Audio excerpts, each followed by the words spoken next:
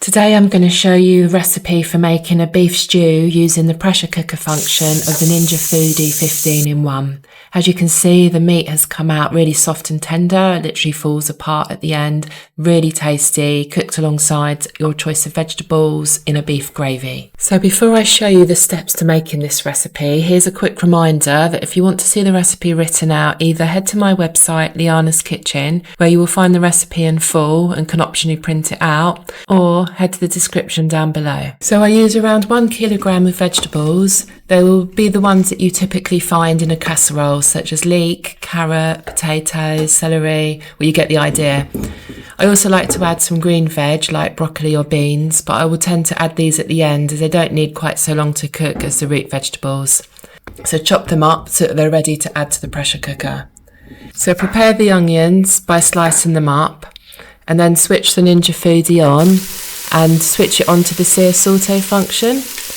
Add a little oil and leave it to heat up before adding the onions. So after a few minutes, and when the onions have begun to soften, it's time to add the beef. Don't worry too much about the brown bits on the bottom of the bowl. We'll deglaze that later with some stock or from the juice from the beef as it cooks. It's all extra flavour for the stew anyway. I've added a little salt and pepper to the beef and then stirred the onions and beef together until the meat begins to seal and brown up a little bit. So next add the garlic. I've used frozen garlic, but if you have fresh I would use about 2 cloves. Then add the prepared casserole vegetables, followed by a generous squirt of tomato puree, 2 teaspoons of dried mixed herbs, then 2 tablespoons of Worcestershire sauce, 2 bay leaves, and then I've used 1 litre of beef stock made from 2 beef stock cubes. Stir everything together until it is well mixed and then close the lid. Make sure the valve is in the sealed position before setting the pressure cooker off on high and set the timer for 30 minutes. It will take about 15 minutes for it to come to pressure before it begins its 30-minute countdown. When the timer is up, leave it for about 10 minutes before carefully switching the valve from seal to vent so that it can release the pressure. With the 15-in-1, you can set it to release pressure after 10 minutes, but I tend to do it manually as I need to get our dog out of the room before the pressure is released automatically, as it tends to really scare him.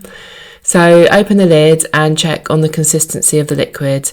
You can either add a corn flour slurry to thicken it up, or you can add some beef gravy granules, which is my preferred way of doing it. So remember to remove both bay leaves if you can find them, and then stir in just a small amount of granules and add more until it is as thick as you want it.